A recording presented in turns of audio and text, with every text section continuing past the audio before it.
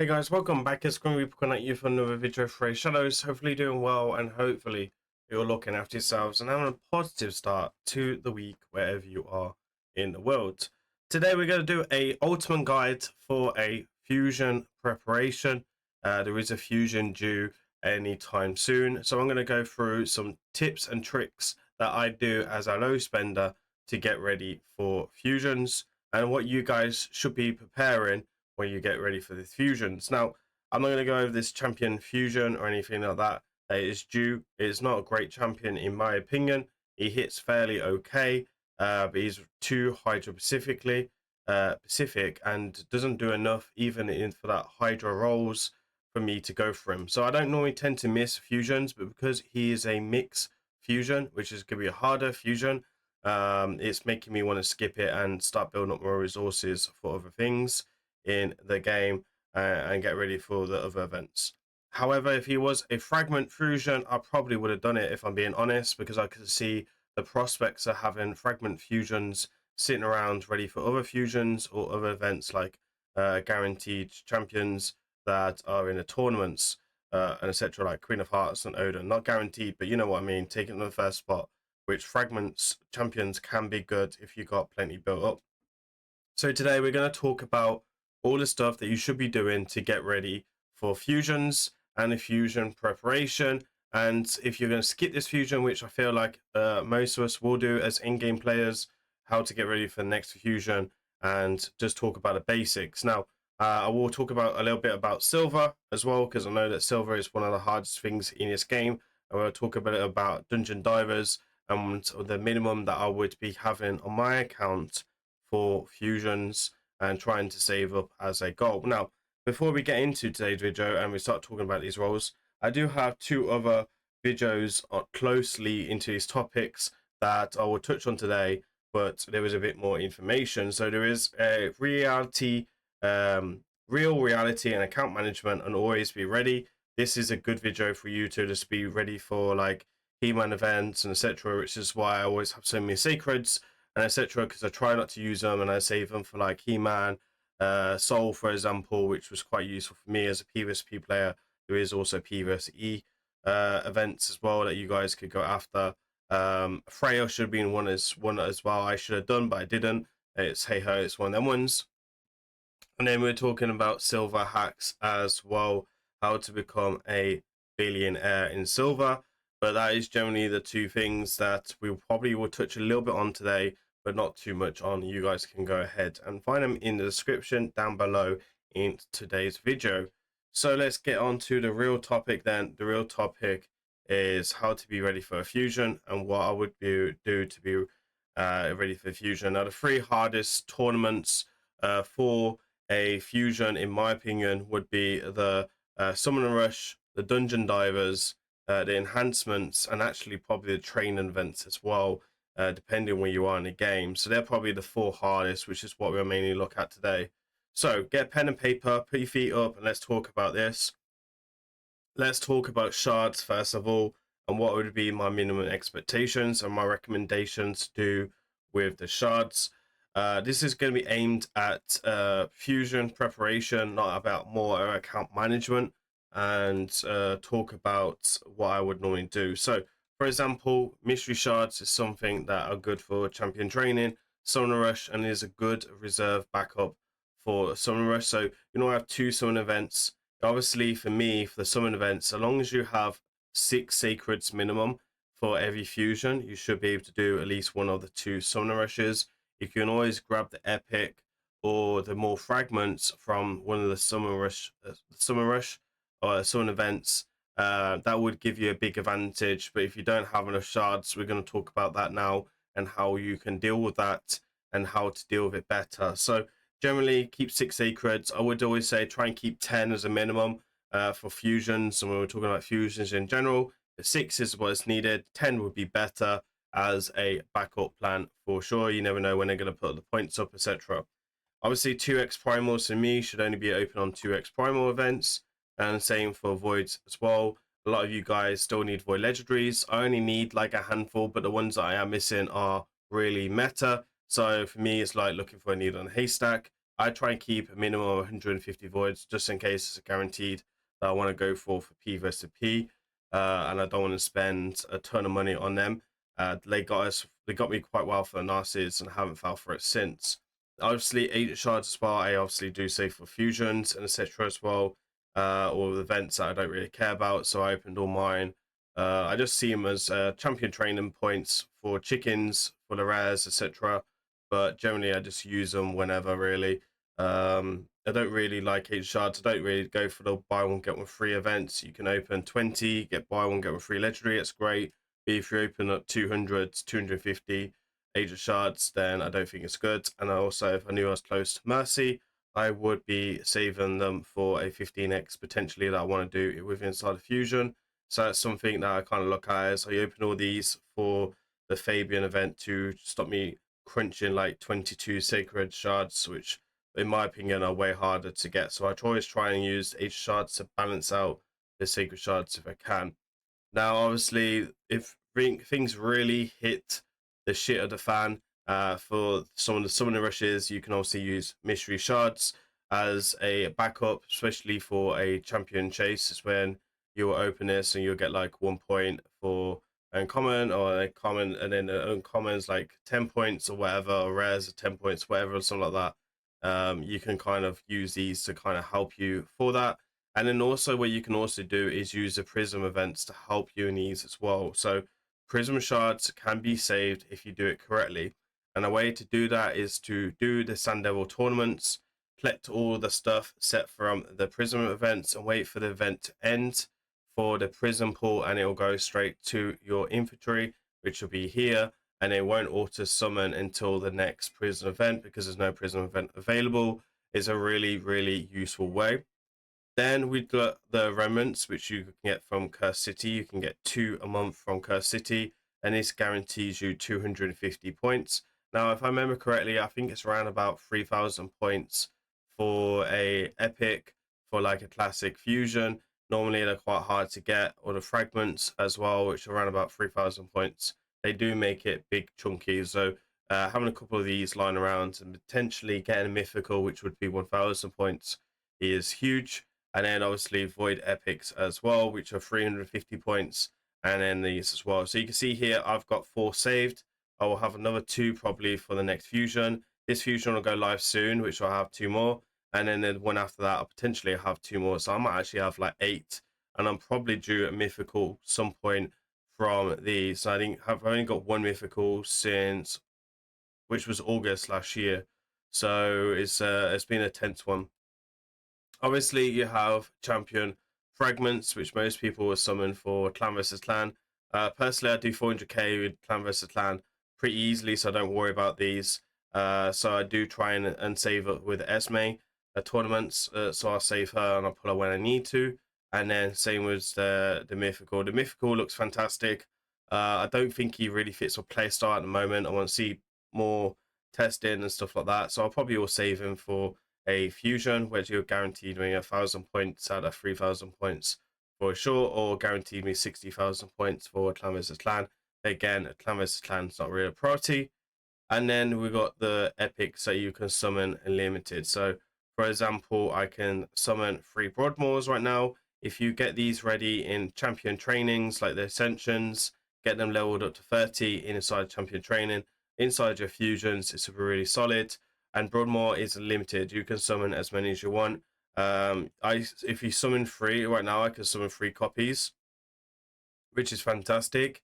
That's a good 350 points per a copy, so that gives me 1,000 points, or just over 1,000 points, which is fantastic. And then again, if you really want to be maximizing, you can also summon this guy as well. And if you're struggling on shards, I'm pretty sure you can farm all of these in campaign. Yeah, so you can get all these rares in campaign, and if you really want to go get a few copies, he'll give you 250 points, which is great, as well as to have as a backup plan for sure if you haven't got anything else to do in the game for that. So we've covered shards and we talked about shards. Shards are probably the hardest thing for people to have, and there is backup plans. So many people still don't know that they can summon champions from here or here, or even here, or even save prisms for the 2 events in the fusion, right? So it's one of them ones that is something going. Now, as you can see here, energy, I always keep my energy running. So, again, with your account, try and keep your energy burning. Let's talk about champion training. Sorry, not champion training, dungeon divers. So, sometimes the dungeon divers you can double dip with like soloing champions, which are quite good, like Bad Alcazar can solo Dragon and train food up as well, which is fantastic, and etc. But one thing we always struggle for is energy, right? And as a free to play or low spend, you probably haven't got the resources like I do of how much silver and gems I got. So talking about gems, I'd always try and keep a minimum of 10,000 gems on your account. I know that's probably not possible for a lot of people, so try and keep a minimum of like 5,000 or 3,000 gems on your account. And I think that is way more achievable, especially if you're buying the gem pack as a low spend player. This will give you 2,000 gems a month, which will help you do the fusions and complete as well. So I'm not going to talk about spending in general in this video, but for the gems and for that 10 bucks, it does really help. And another thing as well that you can do with your energy is the energy that you're winning outside your tournaments. Like, for example, the events here, we're talking about this energy here. When this event finishes, which will finish in 2 days, then I'll have another 3 days of when it will sit on my tournament before it goes anywhere. And then it'll go to my inbox, right? So you can see here, we've got one for the gear ascension. This will probably have some type of energy, and as long as I don't click on it, this one's gems, so we can go ahead and click on it. But if this was energy, I wouldn't click on it, right?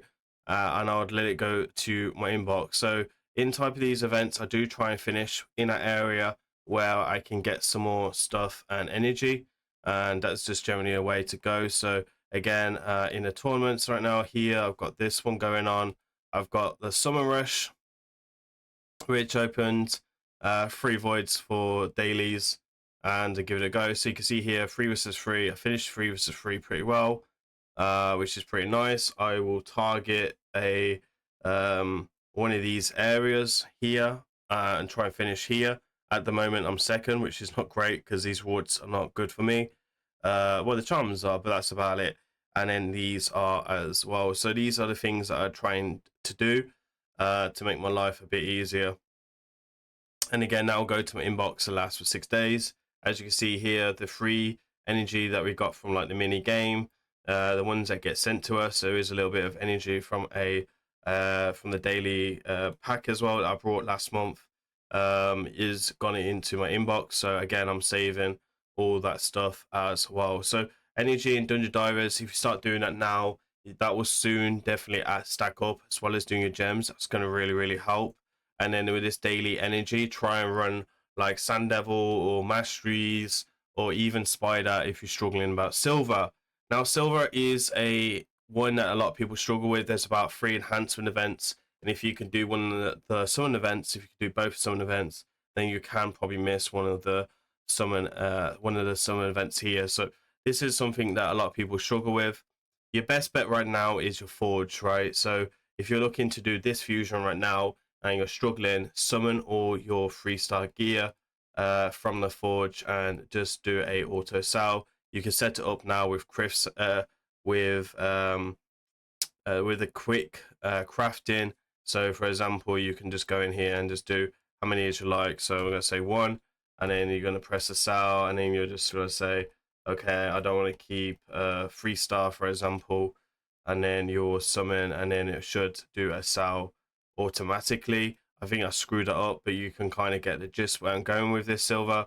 It's a really big silver factor, and also like clearing out your forge every C vs C is always a good idea. Don't let your C vs C stack up to like your forge stack up to like 10,000, 15,000. You'll be surprised like how many accounts I go on that have no silver but then have like 15,000 pieces in the forge, and it's like they have so much in the forge they can't even forge it all because they haven't got enough of these materials. They run out of this before they summon everything else in the forge. So it's really is a massive time sink that a lot of you guys could do to earn yourself a lot of silver. You would generally want to go into the fusions to try and get around about 30 million silver, and then just looking after your gear. Now, I won't talk about silver too much in this video because I don't want to drag it out too much, but there is tips and tricks, and again, the silver hack video will cover all that for your preparation as well. This is a fusion preparation, so silver does come into that factor. I'm not going to talk about the Altar Souls today, but if there is an event where you can see 300 energy, 150 gems, but like there's one of the tournaments they do that, you can open a couple of the small stones to try and get that, or get one from the shop here if you find someone that you like, and then you can use that as well to get some extra energy and stuff, as well as a free to play or low spender. It's a good tip to have. Obviously, Forge Pass also helps with silver. Again, I covered that in the video, so I'll go ahead and let you guys watch that if you're interested in that type of content. Okay, so champion training then, and stuff like that. Generally, you want to make sure your pots are always fairly full. So, use this time right now to farm some pots. As you can see, I'm pretty low on the white pots, and everything else is generally fine. Now, I get these in the areas like Clan Boss and other bits and bobs of content. But these are generally what I should be trying to farm. Right, as you can see, I've got 30 right now, so I generally should go and farm some, especially for the big fusions. You only need to farm these every few months as well, especially if you're an in-game player. You probably do need to farm if you're an in-game player like me. But there is a time probably where you could just do a filling up. I try and keep a minimum of 100 of each, and then for the white ones, I try to keep a 200 of them. A good CVC points as well, but you can also use them in the champion training. I don't think they work in champion events. I can't remember. I don't generally do it myself. I save them for CVC. But you can generally do that as well. You can see here I've got a lot of champions that are not got any ascension on, which I can save up. So let's talk about champion training then, and champion training in general. So champion training, I try use champion training to get ready for the next champion training, and work off the battle like that. I try to not do champion trainings outside fusions anymore, because it just get really expensive on brews and chickens. But brews and chickens, they obviously help. Feast as well helps, but generally getting ready for other champion trainings, like for example, me taking Deacon to a 5-star, leaving him ready to run to like level 24 in campaign to really maximize on champion training, so I get champion training event points. And I would say generally try and get that ready, and then for champion tournaments, which are slightly different, you can kind of help with using stuff like books. So like if you're going to book an epic for hard faction wars, for example, or book a legendary for whatever reason, or even a mythical, try and save them for champion trainings. They're definitely more important than clan versus clan, if I'm being honest, and getting the fusion. So again, if you're struggling for like energy and struggling for silver and for gems, this is a good way to help you get the champion from the fusion, and a great way to kind of save on your energy and gems and time as well. So like for a tournament, you get a tournament and you'll get an event, which are pretty useful ways to use this. So you can see here, sometimes I use like 50 epic bucks, half it's done already, and I'm like, okay, cool, like I didn't need to spend any energy, and I've saved it from there. Obviously keeping chickens as well, and feast and brews really do help. So you can see here from a brews are absolutely atrocious. Sometimes I'm just lazy, and I just use brews. I try to keep 500. So right now I will let this replenish back up. I don't generally buy these either, so it's one of them ones. If your Great Hall is not max and you're a low spender, picking up the mini mix pack actually for buy one get one free to do your Great Hall is a good way to probably get some extra brews as well. I wouldn't recommend buying it specifically for the brews, but if your Great Hall is not maxed, I would say buy the mini mix packs on holiday seasons to be able to max out your Great Hall, because the Great Hall is a backbone of your account in P versus P and P versus E content. So that's generally the best ways to do the champion trainings. And then we talk about stacking energy ready for dungeon divers. And then we talked about silver already. I generally think that is pretty much about everything that you need to be ready for the fusions. Try and look at your roster now and look at your roster and be like, who can I book for the next tournament, right? So for example, next champion training, I will probably book up him. I'll get a video out of him. Maybe I'll build a new dragon team around him and then use the gear elsewhere potentially. Or I don't know, maybe I use him in 3 vs 3 as an Uka, or getting ready for hard faction wars or something like that. Generally could be quite useful. But I'm just using that as a like a milestone, right? And I guess that's about it for the video, really. I don't think there's anything else to cover in this area.